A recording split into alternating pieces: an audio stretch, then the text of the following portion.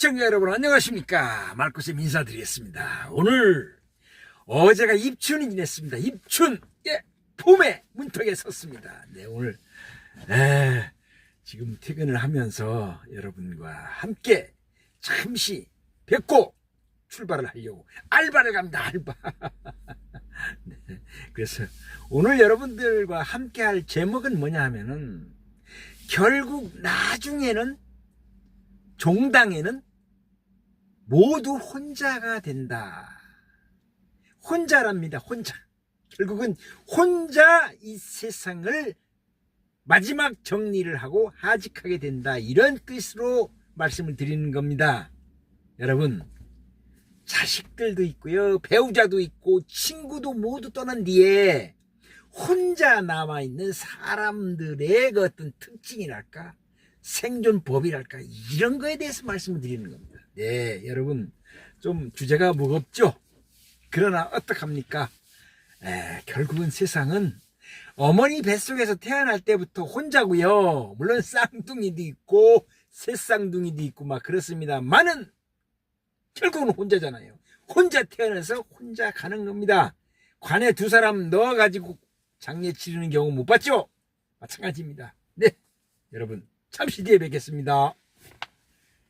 네, 그렇습니다. 결국은 혼자 왔다가 혼자 가는 게 세상입니다. 네, 그래서 외로움과 노후, 불안 이런 것들로부터 어떻게 하면 내 자신이 빠져나와가지고 즐겁게 살다가 저 하늘나라로 갈 것인가, 이 문제에 대해서 말씀을 드리려고 하는 겁니다. 여러분, 어차피 세상은 혼자입니다. 네, 부부지간에 살아도 결국은 나에서부터 출발하거든요. 모든 것이 자존심도 그렇고 사랑하는 것도 그렇고, 물론 협력하에, 아주 부부가 협력하에 사랑스러운 가정 속에서 부부 일심동체라고 두 사람이 하나가 되어 살아가는 것이잖아요. 그러나 그런 가정이 몇 가정이나 될까요, 여러분? 네, 그렇습니다. 그래서 오늘은 노후에 어떻게 하면은 진짜 가치 있고 보람되게 잘 살아갈 수 있을까? 여러분, 노후 빈곤율, 노후 불안, 우울증, 독거 노인들이 그야말로 고독사 하는 경우가 얼마나 많습니까? 네, 그렇습니다. 이런 얘기하면 좀 슬퍼지는데요. 여러분, 노후의 가장 무서운 건 죽음이 아닙니다. 죽으면 되는데 죽기까지가, 돌아가시기까지가 어떤 경로를 거쳐 돌아가시느냐, 이게 문제거든요. 아무도 곁에 없다는 사실입니다. 주변에 아무도 없다는 겁니다. 네, 제가 성당에서 사회복지분과장을 하면서 독거노인, 그러니까 뭐 연세가 그렇게 많지도 않아요. 저랑 거의 비슷한 나이였었는데도 혼자 그 국가에서 해주는 그 원룸이 있어요. 그런 데서 혼자 돌아가시거든. 혼자 죽음을 맞이한다 이겁니다. 네, 그래서 장례도 치러주고 그런 경우도 있습니다. 많은 여러분, 2025년도 작년 고독사 통계 자료를 볼 것 같으면은 약 4,000명 정도가 5, 60대 남성이 60%를 차지합니다. 고독사.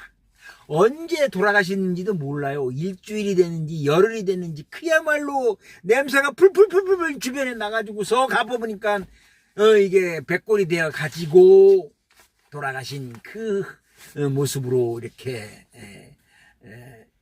되는 경우가 있는데, 석 달이 됐는지 한 달이 됐는지 잘 모를 정도로 혼자 돌아가신다. 1인 가구가 증가하고 있잖아요. 지금요, 셋 중 한 가구는 1인 가구예요. 네, 그렇습니다. 사회적 고립 단절이 원인이다. 1인 가구 비율은 2023년도에 36.1%, 그래서 2035년도에는 40%가 1인 가구 살아갈 것이다라는 예측의 통계적으로 분석을 하고 있습니다. 여러분, 돌아가시고 난 다음에 발견이 되기까지는 평균 일주일에서 8일 정도 걸린다 이겁니다. 고독사 증가 원인을 볼 것 같으면은 사회적인 고립, 그리고 경제적인 불안정, 고물가, 그리고 주거비 상승으로 인한 취업난, 네, 정신건강 문제, 우울감이 16.8%, 10명 중에서 20명 정도는 우울증을 앓고 있다, 이런 뜻이에요. 살아가는 게 그렇게 재미가 없고 우울증에 걸려 있다, 막 이런 거죠. 가족, 친지, 이웃과의 단절, 네, 부모 자식 간에도 단절, 인연을 끊고 살아가는 사람 많이 봅니다. 친구들하고도 뭐 이런저런 이유로 인해 갖고서 다 이제 나이 먹으면은 서운해지고 또 소원해지고 또 끊어지고 막 그렇습니다. 비혼인, 비출산, 은퇴로 인해서 혼자 살아가는 사람들이 많아진다. 끝까지 이걸 보시면은 혼자 사는 것도, 혼자 살아가는 것도 절대 무너지지 않는 법을 지금부터 말씀을 드리겠습니다. 지금부터. 네. 여러분, 준비된 혼자와 준비되지 않고 무너지는 혼자는 틀립니다. 그렇지 않겠습니까? 네. 5가지 현명한 노후 생존 비법을 지금부터 말씀을 드리겠습니다. 첫째는 뭐냐면은 사람보다는 생활 루틴을 준비하셔라. 루틴. 네, 이거는 일종의 어떻게 보면 매뉴얼이에요. 내가 살아가는 거에 대한 규칙이랄까, 이게 방법이랄까, 이게 매뉴얼을 정해놓고 살아간다, 이런 뜻입니다. 사람은 떠나지만 습관은 남는다. 그 사람이 해온 습관은 남아있다, 이런 뜻이에요. 그래서 매일 같은 시간에 산책도 하고 식사도 하고 그 다음에 기록도 하고 일기를 쓴다 이거죠. 기록을 남긴다. 그래서 혼자여도 하루가 절대 무너지지 않는 생활 루틴을 가지고, 생활 방식을 가지고, 생활 매뉴얼을 가지고, 나름대로의 생활 습관을 가지고 살아가시라, 이런 뜻입니다. 네, 외로움은 사람이 아니라, 외로움은 사람이 아니라 빈 시간에서 온다. 빈 시간에서. 네, 내 자신이 갖고 있는 그 빈 시간을 아이고야, 잠이나 자지. 네, 잠만 자는 것도 좋은 방법이 아닙니다. 네, 그렇습니다. 그리고 두 번째는 뭐냐면 자식 말고 돈의 흐름을 믿어라. 네, 자식도 물론 뭐 잘 키운 자식, 효자 자식들은 부모를 죽을 때까지 잘 챙기는 자식도 없잖아. 있습니다만은 자식보다는 작은 돈이지만은 매달 꼬박꼬박 들어올 수 있는 이 흐름을 만들어 놔라, 이런 뜻이에요. 연금. 그래서 연금이 얼마나 중요한 것인가, 이런 거죠. 자식에게 기대하는 것보다는 노후에 작은 돈이라도 따박따박 들어와서 내가 쓸 수 있는 그런 돈이 무지무지하게 중요하다, 이런 뜻입니다. 큰 돈보다는 고정적인 인컴, 수입, 뭐 들어오는 돈, 뭐 이런 겁니다. 그래서 연금과 생활비는 분리해서 관리를 해 나가야 된다, 막 이런 뜻이에요. 노후의 자유는 금액이 아니라 구조다, 이런 뜻입니다. 네. 그리고 세 번째는 뭐냐면은 병원보다 내 몸의 신호를 읽어라. 병원에 의지해가지고 선생님의 그 차트에 있는 그것만 가지고 얘기 들으면 그날은 기분이 좋죠. 선생님 걱정할까? 하나도 없습니다, 어르신 하면서. 그러나 그것보다는 내 자신이 내 몸에서 나타나는 신호, 그리고 어떤 시그널, 어제까지 그저까지는 그렇지 않았는데 오늘 이상하네, 몸이 좀, 이런 신호를 읽어라, 이런 뜻입니다. 그래서 수면, 걷기, 근력, 생존의 기본 세트입니다. 이거는 자는 거, 운동하는 거, 그리고 근력이 있어야 된다. 네, 혼자 살수록 건강 유지는 생명 유지와 똑같은 역할을 한다, 이런 것입니다. 네, 말코쌤이 지난 작년 10월 달에요, 모가를 따다가 나무에서 살짝 떨어져서 이제 이렇게 땅을 짚었는데 오른쪽 다리가 무지하게 이게 충격이 갔었나 봐요. 그래서 지금 거의 다 났습니다. 많은 얼마나 고생을 했는지 몰라요. 그러다 보니까 스쿼트 앉았다 일어났다 이 운동을 안 하다 보니까 이 다리가 그야말로 세 다리가 됐어요. 이 말코쌤이 마라톤 풀코스를 42.19km를 4번이나 완주할 정도로 강한 체력을 가졌었는데 지금 운동을 안 하다 보니까 근력 운동을 안 하다 보니까 이 다리가 세 다리가 됐어. 네, 그렇습니다. 스스로 단련을 해야죠. 예, 그리고 네 번째 말씀을 드리는 것은 외로움을 없애려 하지 말고 익숙해져라.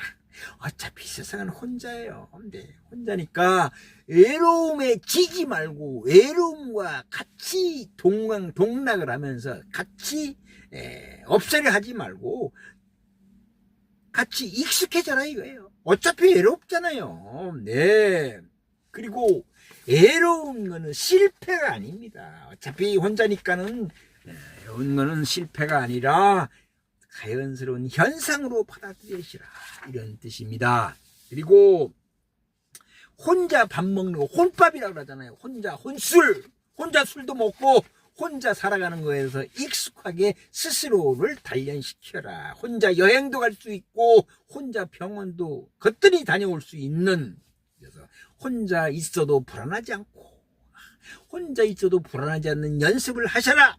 살아가는 방법을 체득을 하시라 이런 뜻입니다. 혼자 있는 게 아니라 혼자서도 괜찮아지는 법을 스스로 터득을 해서 그 길을 만들어 놓고 그 루틴, 그 생활 방식을 만들어 놓고 그걸 지켜가면서 살으셔라 이런 뜻입니다. 네, 그렇습니다. 마지막까지 남는 거는 결국 마지막에 남는 건 뭡니까? 쓸모 있는 나입니다. 나.